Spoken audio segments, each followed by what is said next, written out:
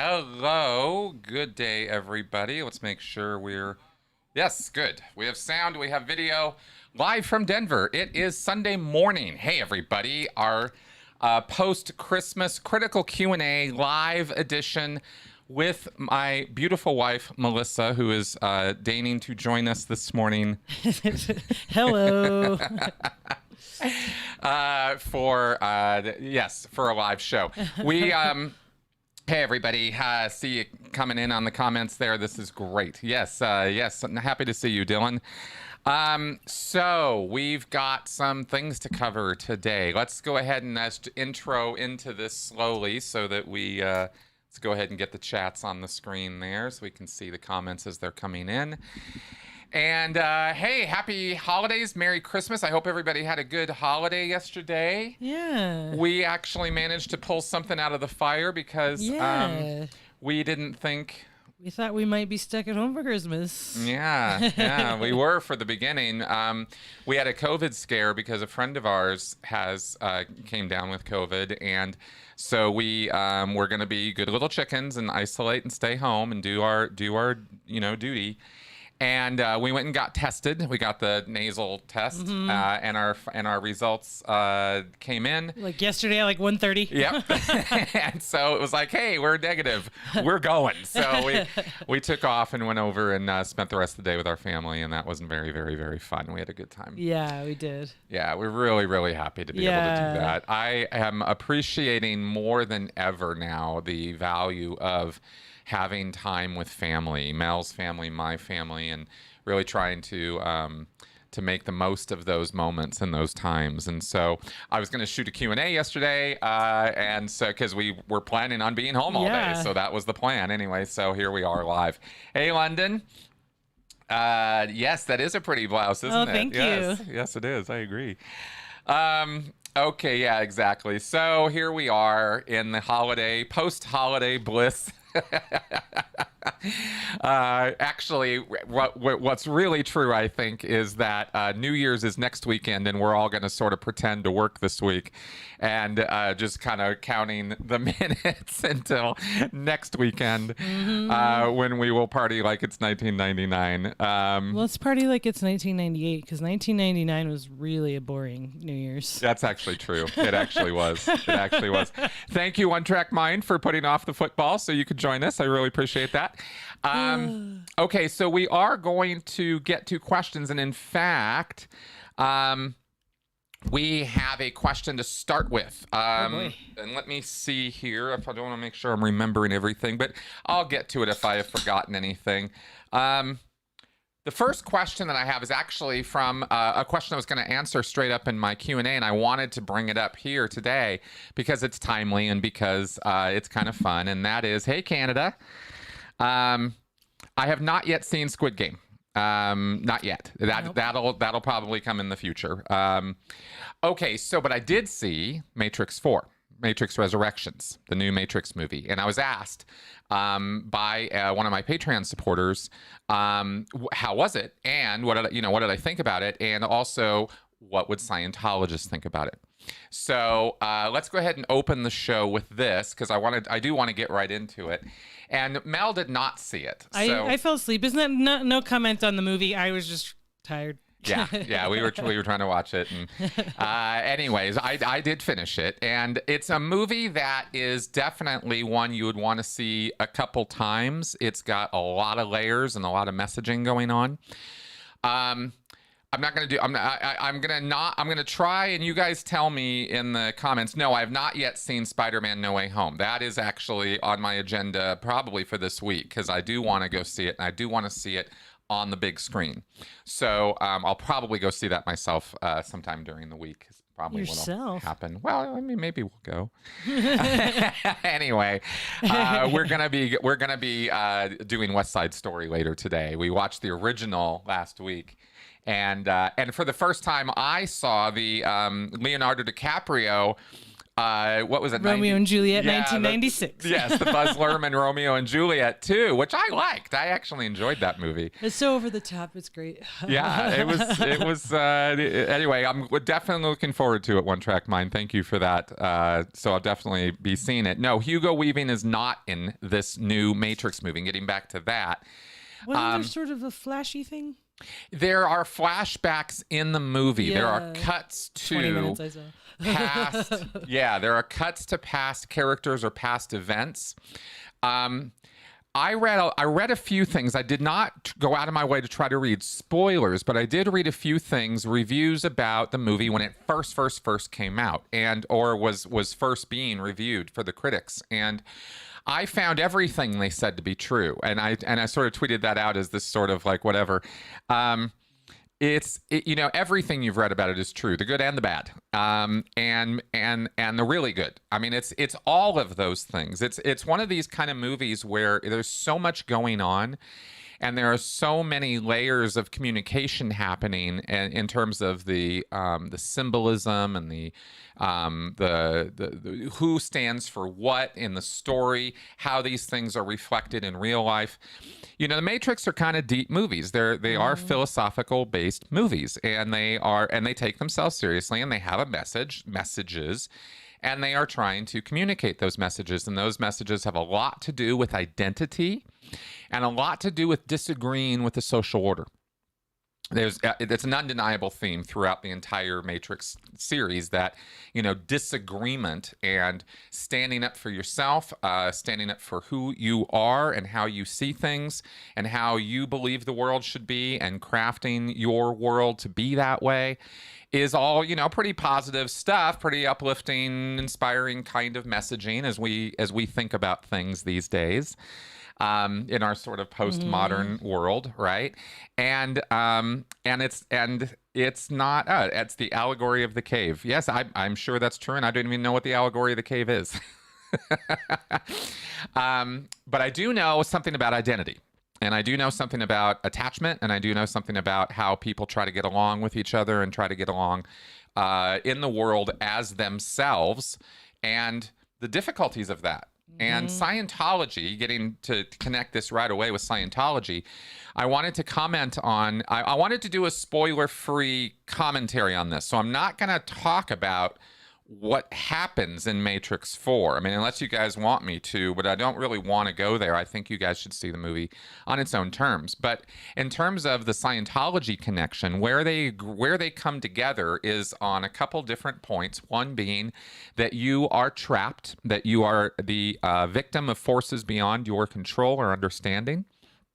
And that if you could understand those forces and could become aware of those things, you could become causative over them. You would no longer have to be under the thumb of that suppression or that oppression, or whatever word you want to use for the crushing feeling you have that you don't get to be you in this world because of jobs, because of social obligations, because of family, because of your own doubts, uncertainties, and fears. These are all the things that they weigh on all of us. It's part of being human that we struggle with who we are and have our various identity crises.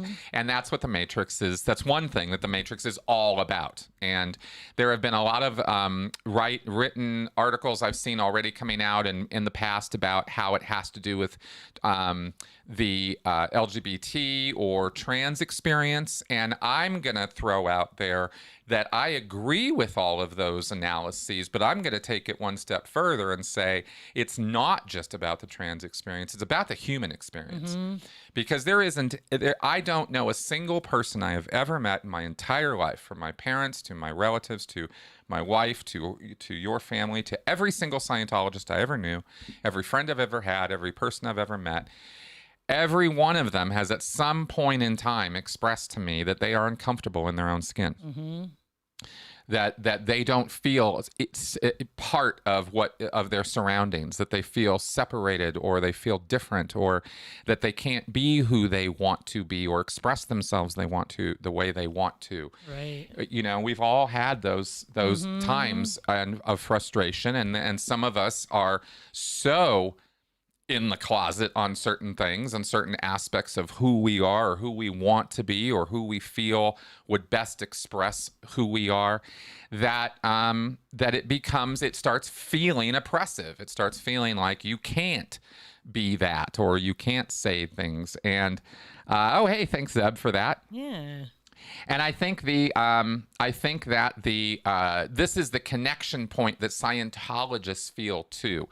I don't think it's really that hard to understand or strange or unusual that people, don't know who they are or have a lot of questions about that, or the struggle of who they want to be versus what the society demands they be. And if the Matrix is anything, it is a whole lot of allegory on that struggle, and the fight that struggle really is for us. It's not a walk in the park, and it's not something that anybody has a whole lot of. Oh gosh, well, it's just not something a whole lot of us have a real solid handle on. It's clearly something that people are struggling with, and I think that part of the reason for that is that if you're trying to define yourself by how other people see you, or how other people are going to grant you the authorization or the okay to express or be who you are, you will endlessly be frustrated. Right. And there's always, if you express yourself all the way, there's always going to be things that you lose too, because you might lose access to certain areas and things. You might lose friends and family by being who you truly are.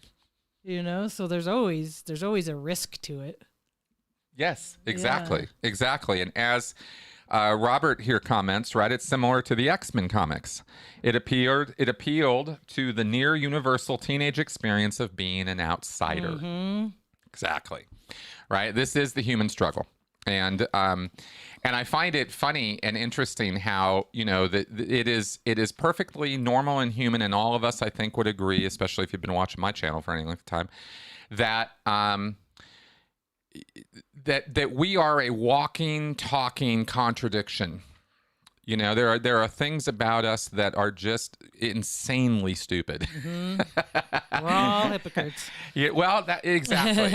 and yet, it is perfectly human, perfectly normal to say, have a friend, give a pass to a friend for the, and if an enemy did the same thing, you'd want them, you'd call for their execution tomorrow, right? It's perfectly human to be that way, and yet the struggle is to overcome that sort of tribalism that we carry around with us, so that we can actually express our humanity. It's this weird contradiction that both of those things are true at the same time. So okay, now somebody mentioned Flatland. I've definitely got the message on the book Flatland. I've heard about it many times now.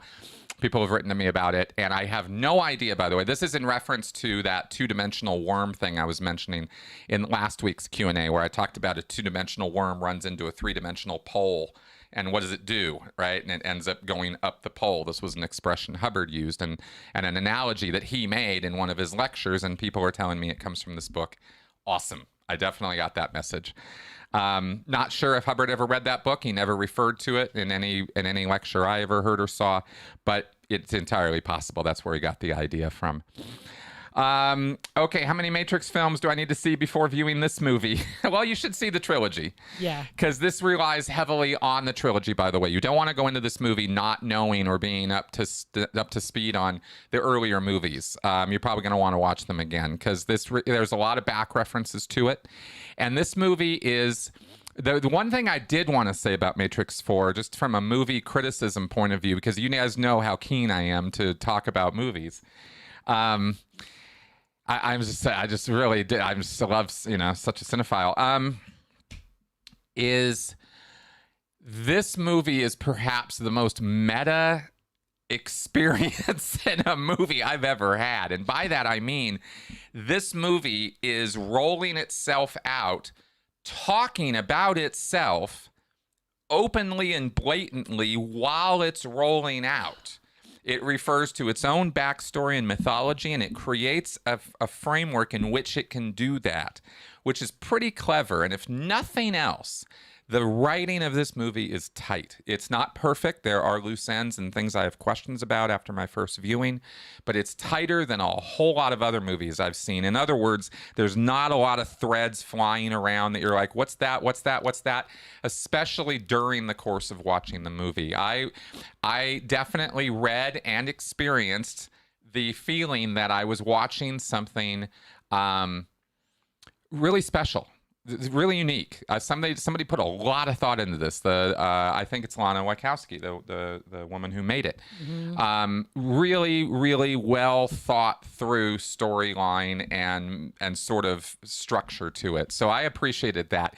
And it's so rare for me to say that this movie had really good writing these days that I wanted to comment on that. You know, that's important to me. I'm really big on tight writing. All right, so we've got some other questions coming in, so let's go ahead and move on to those. But I did want to put that out there, and in case I wasn't clear earlier, the Scientology connection is on that point of disagreement. Disagreeing with the physical universe, disagreeing with reality, disagreeing with the rules and what people tell you, and disagreeing with the structure of life itself and how our societies are put together. That's the core of Scientology is the word disagreement. That's what they idealize it. They like, yes, this is how to get along in this universe, is to disagree with all the stops and barriers and reasons why you can't get stuff done or can't be who you want or can't do what you want. It's all about disagreeing with the physical universe and discovering the nature of the prison you are in that doesn't allow you to disagree. That's Scientology in a nutshell in terms of purpose, what they think they're doing in Scientology. And that's why they're going to love it.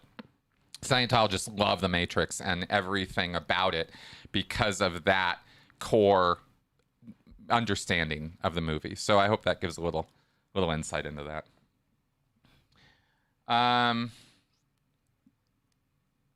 What an interesting question, X-Cyan. Let me see if I can pull that back up here. Can you be who you are in an auditing session? Or is it playing a role based on imagination? See, that's a really good question, X-Sign. And the reason why is because you start out being you. And over the course of the auditing experience, you are molded into L. Ron Hubbard. Excuse me. That's what happens. The way you think about things, the way you approach the world, the way you understand and frame the world is the indoctrination and process of auditing. It changes you significantly.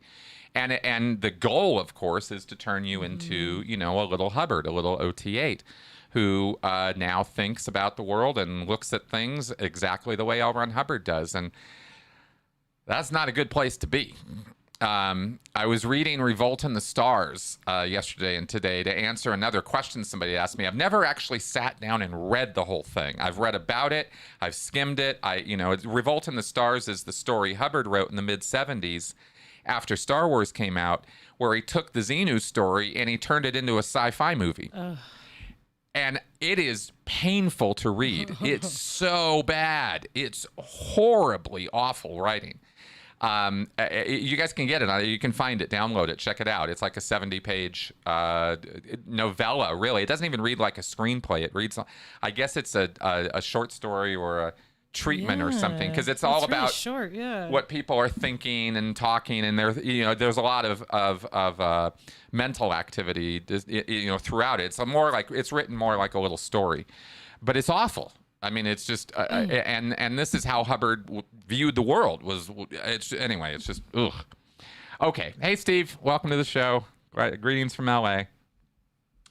Okay. Yes, can of worms indeed. Okay. So anyway, as far as that auditing thing goes, yeah, you can be yourself to start with, but over time, if you maintain that kind of, if you're looking for real integrity and a real sense of who you are as separate from a group, a cult like Scientology is the last place you want to go, because it's all about, see, the thing of the twist, the plot twist, the M. Night Shyamalan like spin that you get in Scientology is, they're actually all about making you into L. Ron Hubbard, and it's all about conforming. So see, the spirit and attitude of Scientology is disagree, be more yourself, be more disagree powerful. with the people we disagree with. Yeah.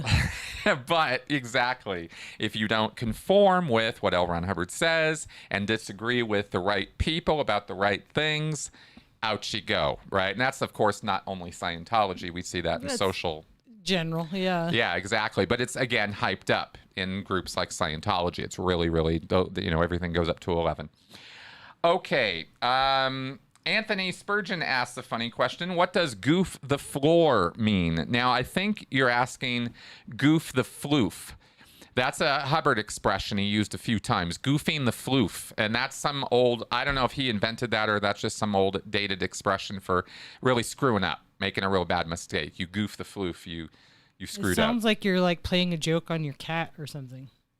I goof the floof. Goof the floof. Yeah, I mean, who knows where that expression comes from? I never looked it up. It's just one of those things you hear and you go, "Oh yeah, I get that."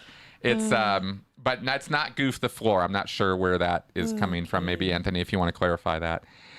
Okay. Yeah, Steve Wood saying it seemed quite clear to me there will be a Matrix 5. Well, there certainly could be. Apparently, Lana or Laura, the Wachowski woman who created it, I can never remember if it's Lana or Laura. My bad. Totally my bad. Anyway, indicated that it wasn't the plan to make more Matrix movies. Okay. But yeah, I mean, it's change, not the plan right? until someone says, here's a certain amount of money. Exactly. In fact, it's hilarious how many things about the Matrix movies are addressed directly in this movie because of the way that the first act is laid out and stuff. It's really smart. I thought it was really smart writing. So, and if nothing else, it was original. I mean, I've never seen anything like this movie, and that's a hard thing for me to say because I've seen a lot of damn movies at this point in my life. Okay. Will I ever have Jamie DeWolf on the show? If we can ever schedule it, I have tried so many times to get Jamie on, and we just keep crossing and not making it happen. But I would like to do that. Okay, Hubbard stole everything. Yes, he did. Okay, Gur Roar. If David Miscavige died tomorrow, who do you think would take power in Scientology? Alternately, do you think things would have been different if Pat Broker became leader? Okay, well, absolutely, things would have been crazy different if Broker had been in charge. There probably wouldn't be any Scientology anymore because Pat Broker was not about running Scientology. He was about playing with horses and drinking and screwing around and just having fun. From all the accounts that I could find of his activities on the ranch, in the last years of Hubbard's life, Pat Broker and Annie Broker were the caretakers of that ranch up in San Luis Obispo where Hubbard was spending his last years, and they were the last two people to be with him for the rest of his life. I mean, it was like that. And Pat had, apparently, the story goes, the mythology goes, that Pat had, there was a power struggle, and Pat was going to be the one who was going to be in charge, Pat and Annie. And who knows what the truth of that is, but David Miscavige was not going to allow anybody to take his place. So if he died tomorrow, who would take over? Well, I'm not really sure. There are a few possibilities for that. A council of people could take over. An individual could step up and suddenly be in charge.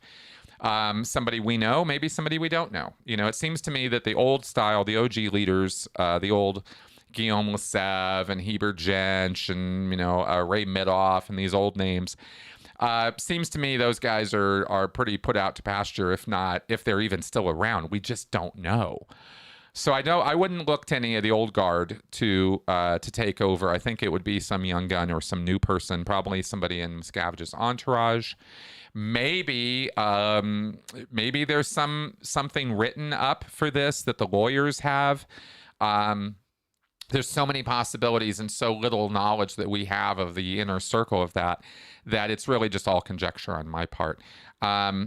But I imagine that if David Miscavige were to go down for some reason today, fall over, have a heart attack, something like that, somebody would take over. It wouldn't just all fall apart at this point. That's unfortunate. But yeah, there are, even up to today on Tony's blog, there's another report from this insider person reporting on things from inside Scientology.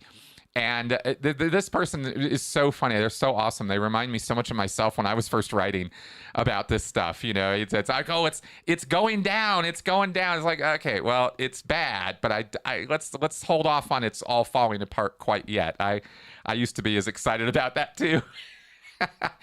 But it's really cool stuff. And to this day, they are still, really screwing themselves over with their vaccine mandates and protocols and the COVID Decon 7 stuff that we were talking about. So there's a lot of stuff to get straight in that world. I mean, anybody who tried to take it over or tried to pick up where Miscavige is at right now would have a real job on their hands. And there might be so many moving parts and so much nonsense going on that it would eventually all fall apart. That's possible because we don't even know. I mean, really, we got to be really honest with ourselves that there is a lot we don't know. But what we do know all points to 10 alarm fires. And those fires aren't being put out. Masterson case, the constant this insider reporting on the fact that maybe a third of Scientologists are just like, I'm not going into the org no matter what you say, because they can't deal with the whole Decon 7 COVID protocols and all that crap. So it seems to me that that's not. I'm just curious to find out more about how Miscavige is going to keep this thing going, because it seems to me it's not good. Yes, Robert Roberts is commenting on the Revolt in the Stars, the evil lady Min, how the psychiatrist who worked for the president injected people to kidnap them. Yeah, it's all Hubbard's fever dream. The Revolt in the Stars, I had no idea. I knew it would be bad, but I didn't know Hubbard was going to inject so much of his conspiracy theory into this 76 million year old civilization. And he talks about income tax and identification cards and tax audits and all of this being like somehow the root of all evil are these things, right? Is having ID cards and income tax is the thing that's going to absolutely. God forbid we can ID you, and God forbid the government gets to do things. I know, it's laughably bad. It really is. Okay, let's carry on here. And Anthony says it was a typo on the floor thing. Okay, cool. So you did ask the exact goof the floof. Yes. I misspelled, made the word up, made a real word. Okay, One Track Mind. How does Scientology deal with COVID? You have got to check out the reporting on Tony Ortega's blog lately, because there's a lot. Apparently, what's happening right now is that, and has been happening for the last 2 years, is that Scientologists have gone absolutely batshit insanely crazy on cleaning surfaces. And so this industrial strength chemical called Decon 7 has been being used by Sea Org members and Scientology staff to clean all of the org multiple times a day, clean their groceries, clean their food. I mean, they're still operating, basically, in other words, on all the stuff we thought we had to do 2 years ago. They never stopped doing it. They never stopped cleaning all the they're still operating as though COVID is spread by surface contact. And so much so that David Miscavige has now laid down the law that this protocol that they have laid out for cleaning everything multiple times a day with this heavy duty, dangerous, toxic cleaning fluid is the only way that they're going to deal with this. And it doesn't change. And so if you don't comply with this protocol, if all the staff and the Sea Org and now the public don't comply with this and don't agree to comply with this, then they're out. They can't come into the org.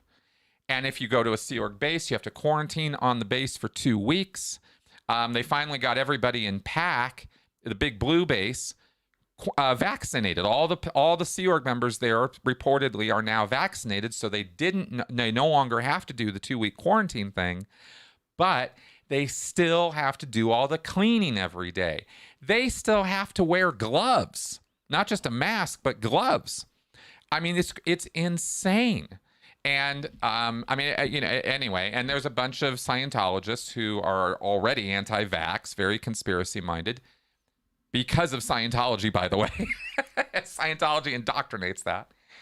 And so they're kind of being their own undoing right now with this. And so, maybe I should be a little bit more optimistic from what the insider is saying about just how bad this is. If what he's saying is true, then, we are looking at a real disaster in that world of Scientology. And this has caused orgs to shut down for periods of time. They closed the orgs for like 7 months. I mean, basically, Miscavige has kind of gone off on his own. Yeah, he's losing it. Yeah, basically. And he's taken all the Scientologists along with him, and a bunch of them are just not interested anymore and not interested in dealing with that. So that's interesting. That is very interesting. Now, now it's entirely possible, and we'll see in the next few weeks, that in response to all this negative publicity that they're now getting because of these reports and because of all the things we're talking about, that Miscavige might get word of this and cancel all this. And wouldn't that be interesting? Because we already know that they listen to what we have to say, and they've canceled the RPF. They haven't stopped, but they have calmed down a little bit on some of that abortion crap, the forced abortion stuff. But they still do it. So they do respond a little bit to some of what we talk about out here. So we'll see what they do with that. I heard this. Okay, next question. I heard that Scientology gives away gifts and candy canes in front of Big Blue for Christmas. Did you ever participate in something like that? No, I did not. I never engaged in any charity activities while I was a Scientologist. The most charitable thing I ever got close to as a Sea Org member or staff member was when we would do can collections in the orgs. We would do food drives and collect stuff up for shelters and stuff like that. But it was a very superficial sort of activity. Nobody in Scientology really cared that much about the homeless. Okay. Okay, Preacher 1138. In your opinion, why is it that some ex-Scientologists still believe that Hubbard was a spy, even though, as Jeff Wassel points out, Hubbard was terrible at spycraft? Probably for the same reason they think he's a good author, that he was a war hero, that he graduated college well. I mean, because Hubbard said so.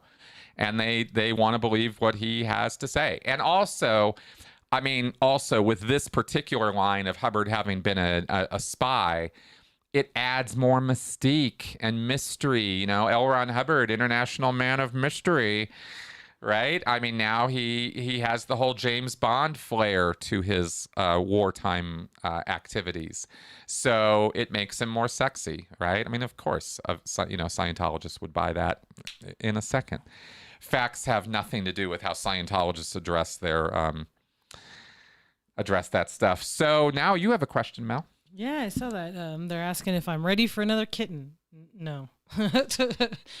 Not yet. I mean, sometimes I think about it, but I'm just not ready. I still miss Seven a whole bunch, and I'm still very sad about that, and I just am not ready for another pet yet. And I don't know if we'll get another cat again, because Chris has allergies and stuff to certain cats, so might have to get a puppy or something. Yeah, and I also have some reservations on the whole declawing thing. Yeah. Because I don't want a cat with claws. That's not anything I have a reservation about. I don't want a cat with claws.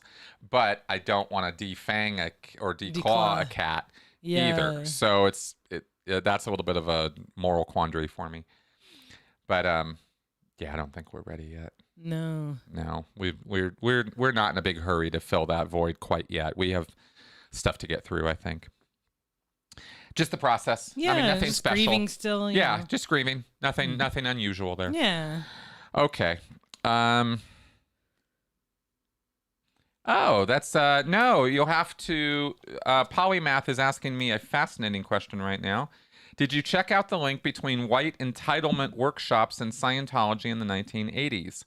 I am not aware of a direct link on that, Polymath, so you'll have to point that out to me. I am certainly aware of and will talk critically about white entitlement workshops, but I want to make sure I understand what you're talking about when you say that. Do you mean the sort of racial diversity and implicit bias training workshops that has been going on over the last year in response to the whole BLM George Floyd thing from last year, or are you talking about something different? Let me know on that one. Yeah. Um, Because there's kind of two ways you could take white entitlement workshops. I'm like, is this like about how that's bad, or are these people all for it? Yeah, exactly. I'm not totally, before I go sticking my foot in my mouth, I want to make sure I understand the questions I answer. X-Cyan asks, what do we know about Heber? I met him once, super nice guy. We don't know anything about Heber right now. He is old, he's infirm, he's probably on his way out.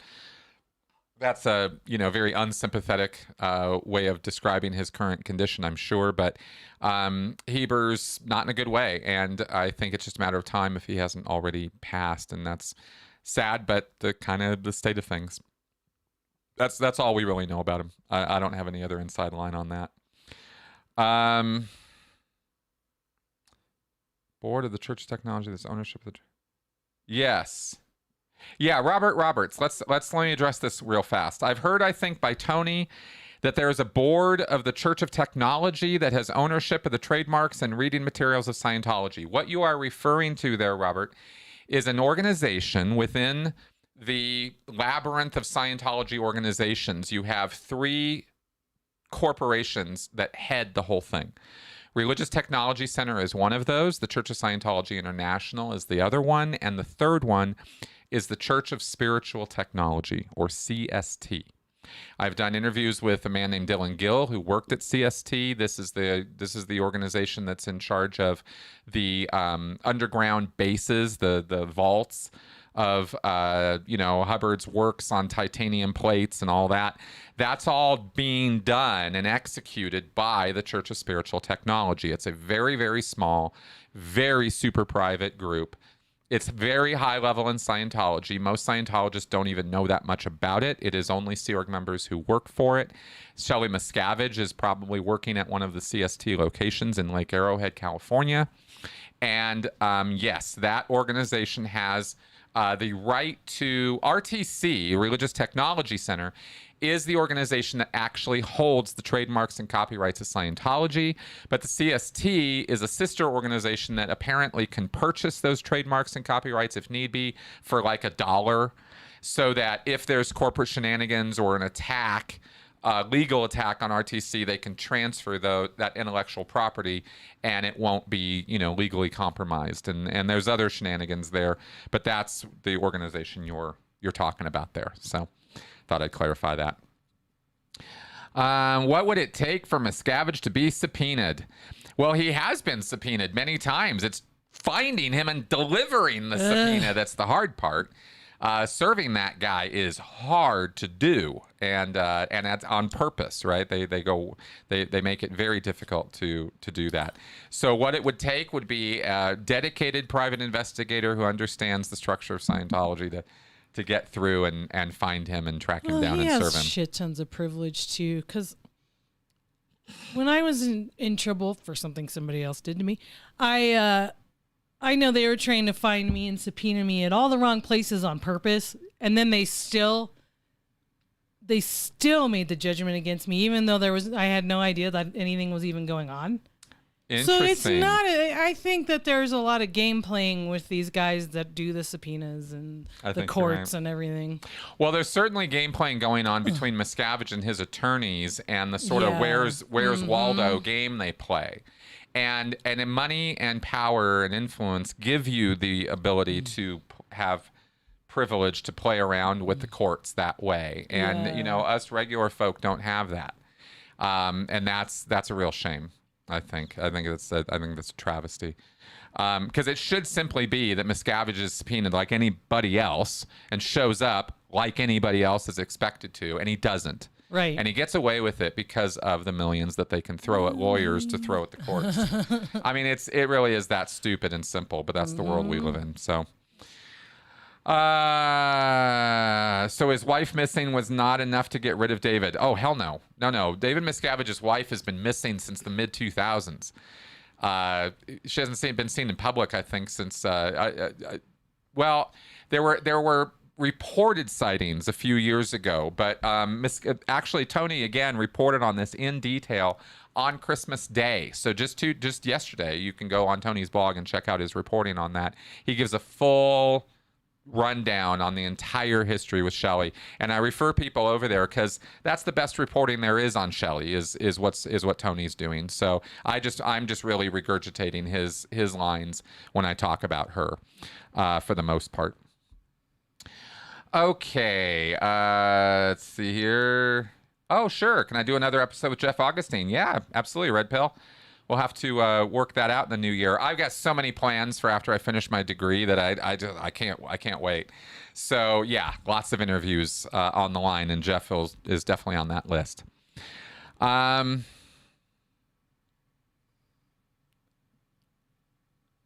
Polymath, I do not know that name. How much did Hubbard steal from Geraldine Innocente to create his own bridge to total freedom?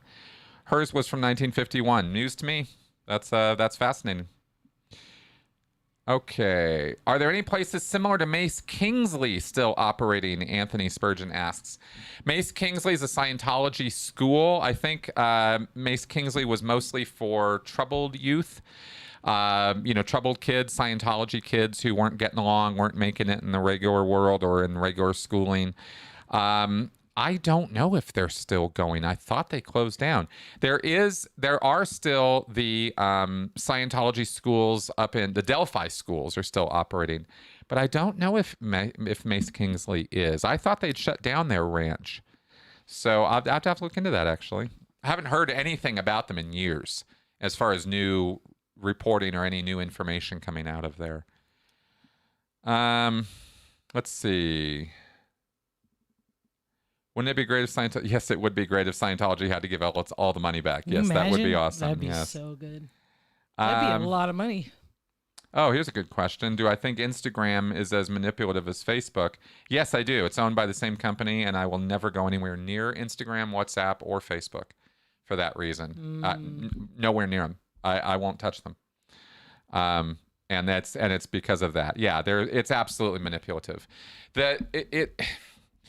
The trouble with trying to convince people about the manipulation that occurs on social media is it's so invisible, it's so transparent that on a day-to-day, it's hard to see. You have to really know what to look for. And even then, on a day-to-day, it's not obvious. Right. It's over time, and it's over... the ways it manipulates you are very non-obvious ways. And so it's hard to convince people, oh, I don't have a problem. I don't see the problem. What's the problem? It's slow poison. It's not fast-acting poison. Let's put it that way. Right? If you're eating a bunch of poison grapes and you got to eat 100 of them before you're actually going to start feeling something. Exactly. But you do it every day, it's like you could do it all at once or you can do it over time. Either way, you're still poisoning yourself. Mm-hmm. That's kind of how I see that. And Instagram is just like... That's even worse than Facebook for making you feel crappy about yourself. I should get an update with Tori. Exactly. Right? Yeah. Tori Magoo and Nora Crest. Yes, we should get some Tori back. I just talked to her the other day, too. Yeah, we should get a little update with her. We should name him 8 if we get another cat. Are you okay with massage therapy being offered at a local homeless shelter? When you say massage therapy, you just mean regular massages? Because, sure. With a happy ending? If you're talking about the happy ending kinds, I don't know. I don't see any reason why if a chiropractor or massage therapist wanted to set up at a homeless shelter, I would have no objection to that, actually. Yeah. I wouldn't really care. And can we cancel Scientology? Been trying. We're working on it. If only. If only, right? Talk about people that actually like an organization that deserves that versus some of the people. Yeah, I saw that. You should name him 8. Yeah. No, we'll name him 8. That's right. OT8. All right. All right. Oh, cool. Hey, Robin. Welcome to the show here. Yeah, declawing is just see. It sounds painful to me too, and I don't want to. I don't want to do that to an animal, but I refuse to have an animal tear up my furniture too. So, okay. Do you think mid DM is freaked out by midgets? No, I don't think so. That's silly. Let's see. Oh God, Dylan, that's a great question. Have you had Louis Theroux on, and would it be possible to get him on? I would actually really should legit reach out to him. He's doing a podcast now too. He had Leah on at the beginning of the year last year. I just saw the show. It was okay. It was pretty usual stuff. But they had an interesting. It was an interesting enough talk to listen to for sure. Leah was pretty. She was good. She was really on point in her talk with him. Yeah, I should reach out to Louis. I'd like to talk to him sometime. He did see my review of his movie, the movie he did on Scientology called My Scientology Movie. He responded to my tweet, but I can't remember exactly what he said. But I was a little critical, but I still recommended people see it. So I don't know if he actually watched the video, but at least he knows I exist. Okay. It is. I will admit that, Robert. You got to admit the Church of Spiritual Technology is a pretty awesome title for a cult. It actually is. I was a little bit more impressed with that than the word Scientology. Oh, here's a good question, Gurur. What is a Sea Org wedding like? Nobody's ever asked me that before. Do you go back to work after the first dance? Yeah, pretty much. Most Sea Org weddings happen around 11:30 or midnight after post.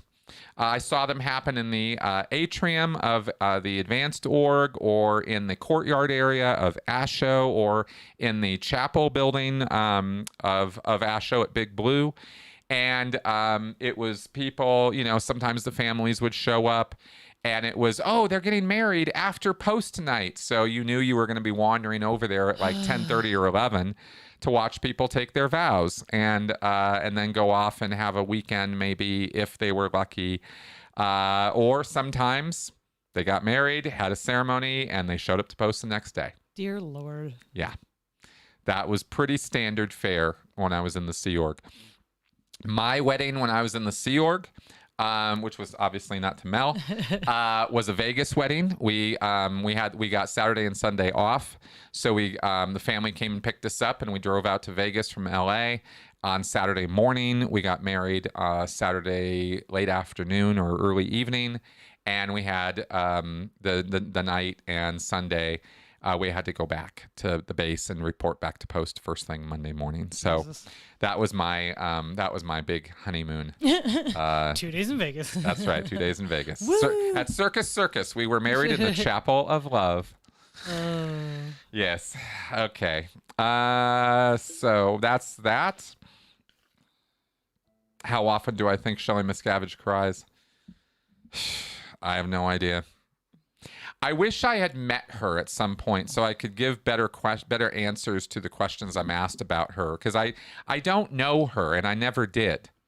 I have very mixed feelings about Shelly Miscavige. I'm sure she does cry, and I feel very sorry for her and the circumstances that she's in. But I have to acknowledge the fact that she stood by David Miscavige's side for 30 years and did nothing. And so we feel very sorry for her. We should. We feel very sorry for everybody who's in a cult, and we should. But she does not stand out to me as somebody special, personally. I understand that there's a thing about that, and I'm down with it because it brings attention to the abuses of Scientology. But I don't really have a special place in my heart for Shelly Miscavige. And that's my own take on that. It probably sounds a little cold, but it is what it is. Oh, hey, wow, super chat. That is an awesome super chat, Dylan. Thank you so much. Thank you very much. Really appreciate that. Merry Christmas. Okay, let's see here. Oh, thank you, Mark.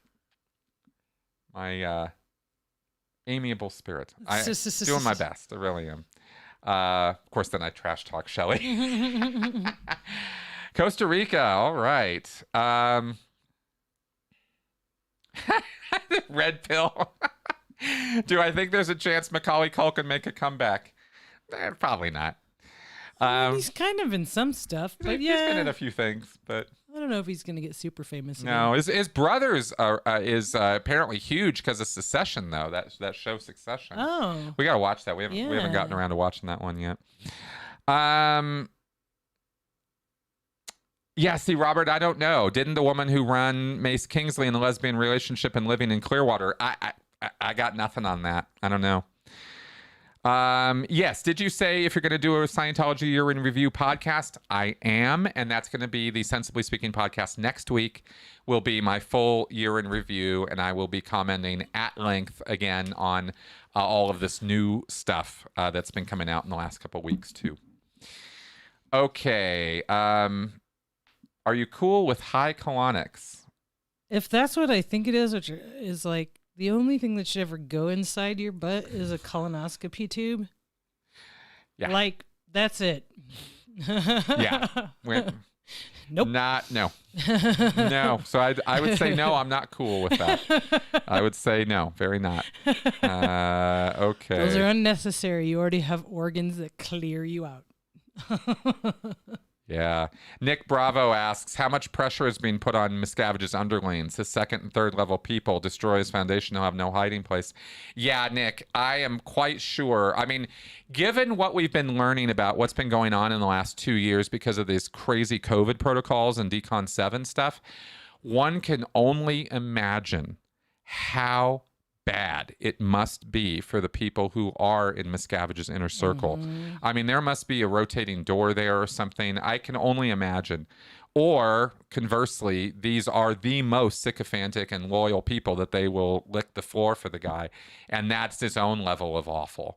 So, again, who knows? But one thing we can say for sure is no one in that inner circle is having a good time right now. There's no way.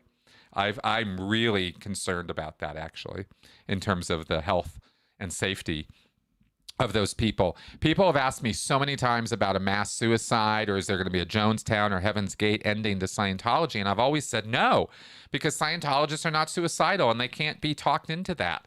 But because it's just not what Scientology is about as a philosophy. And yet... this Decon 7 thing it could kill people. I mean, I'm really concerned about that. And Miscavige it seems to be pouring on the coals on that particular point. So, now I can only shrug and go, well, I don't know how much people are going to put up with in that, with that activity.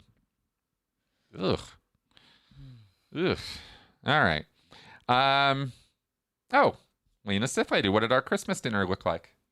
What did we have? We had like turkey and the usual stuff: turkey, stuffing, mashed potatoes, and things like that. Yeah, it was a fun. Yeah. It was fun. It was nice. It was just a nice family Christmas. We were a little bummed because I was going to do the cooking and I didn't end up doing that because of the schedule thing. Yeah, but it was still tasty. It was still fun. Yeah. So we had a good time. Was Elvis at your first wedding? No, Elvis was not. However, I did catch about 3 Elvis impersonators on the way to my wedding. So there was that. Yes, circus. That's right. Rather austere.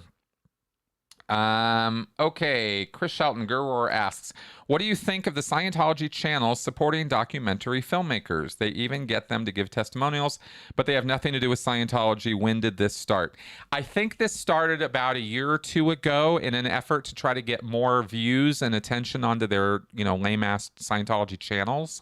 So they started featuring non-Scientology documentary content. And I think it's just an attention grab. I think it's lame. Obviously Scientology has a mission. They should stay on their mission. And instead they're, just trying to get views and get eyes. I can't believe any of these documentary filmmakers are like, sure, I want to be on the Scientology channel. I know. Ew. You'd have to be really desperate for attention to put your stuff there. Yeah. I would never do that. And I really want my stuff looked at, but I would never put it there. Yeah, worst venue ever. I will agree with that.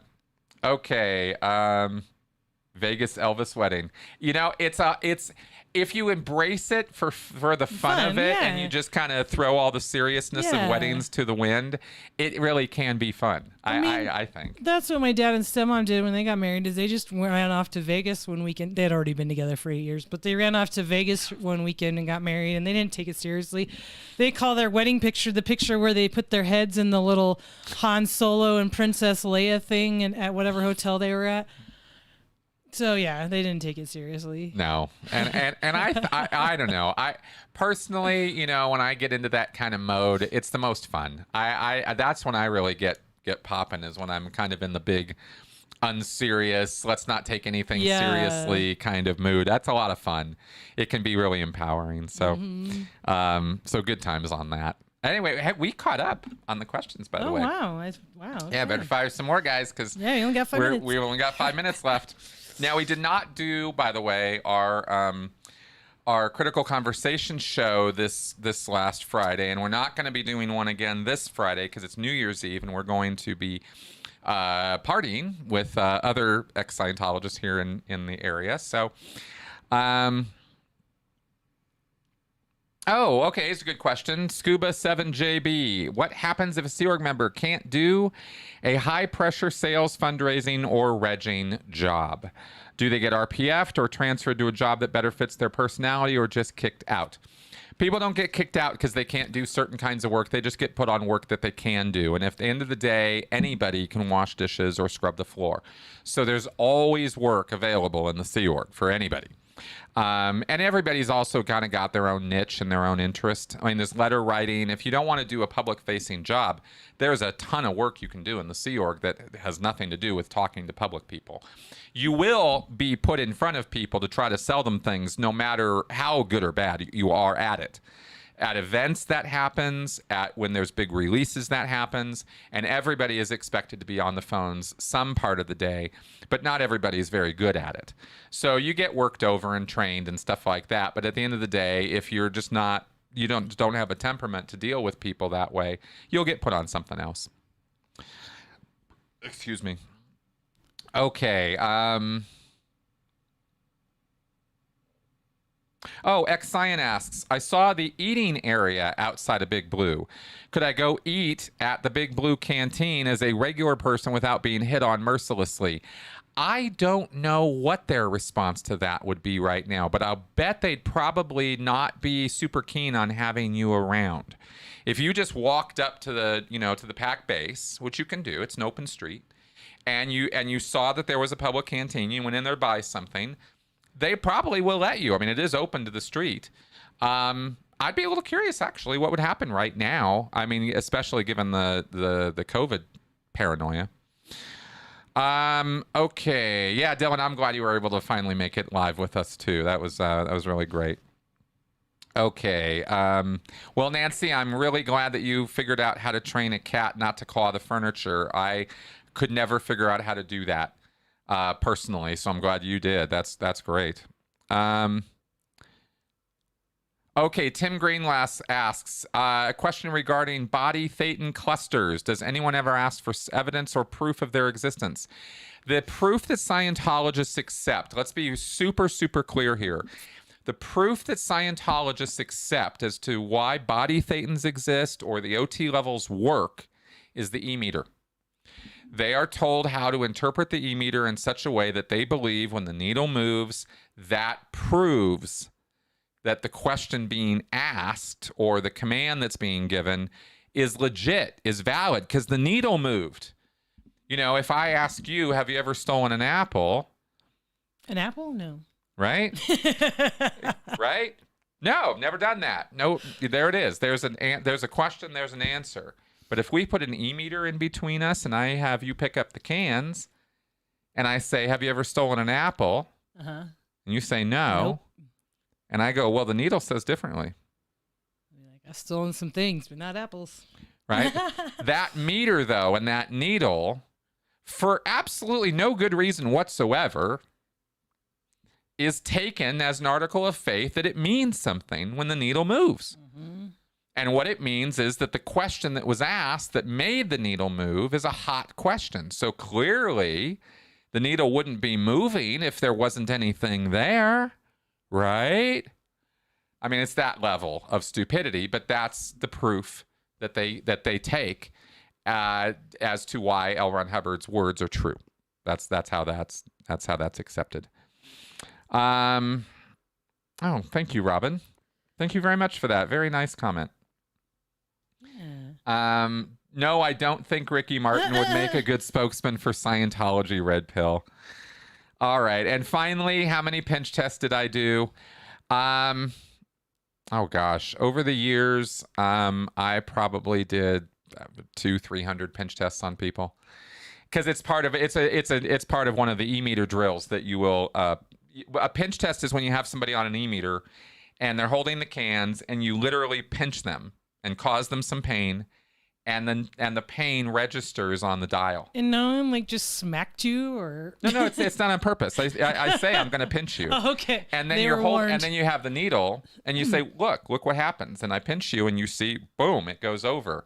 It's proof. See, the needle measures pain and trauma because it moved when I pinched you.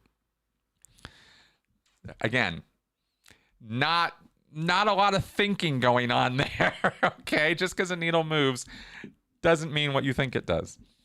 Okay, so, I did a lot of pinch tests when I was a Scientologist. So I thought, though, because we did not do our critical conversations, we would wrap up our live show this week with how we usually wrap up our critical conversation show with a critical thinking card. This is my deck of critical thinking, logical fallacies, and cognitive biases. And every week we have Mel select one from the deck and share it with you guys. Sunk cost fallacy. One of the number one fallacies as to why people stay in Scientology. The sunk cost fallacy. I already spent the money. You irrationally cling to things that have already cost you something. You're invested, in other words. And if you pull out, you'd have wasted that investment. It all would have been a waste. So I can't do that. Yeah, I think that's why people stay in like bad relationships for so long. And exactly. When we've invested our time, money, or emotion into something, it hurts to let it go. Ask yourself, had I not already invested something, would I still do so now? And if the answer is no, then you really need to reconsider your position. Exactly. All right. Robert. I will definitely get the e-meter video done before COVID is eradicated from the face of the earth. And that's all I'm going to say about it today. Yeah. Considering they think it might become seasonal, that's probably true. Exactly. Thank you, dear. Okay, guys. Thanks for your support. Thank you very much for your holiday good wishes. Right back at you, all of you. Thanks for viewing and for your support of this channel. You will see next thing on this channel will be a podcast next Saturday, which will be the year in review, and I think we'll have some fun going over all of the stuff in Scientology and otherwise that happened this year, and then we'll see what happens in the new year. I have my thesis is due at the beginning of February, so I will be nose to the grindstone through most of January. You'll still see videos from me, but you're not. But I'm going to be very nose to the grindstone through January because I got to get that thing done. And once it's done, it's done. And then I have a lot of ideas of things I want to do for you guys. So I'm looking forward to 2022. Actually, from my perspective, there's a lot of exciting things happening and or to come, and hopefully we get some of this craziness under control this next year. We'll see. Yeah, we'll see. Anyway, thanks for helping me out here, baby. You're welcome. And thanks for joining us, guys. Let's go ahead and wrap up. See you next week. Bye.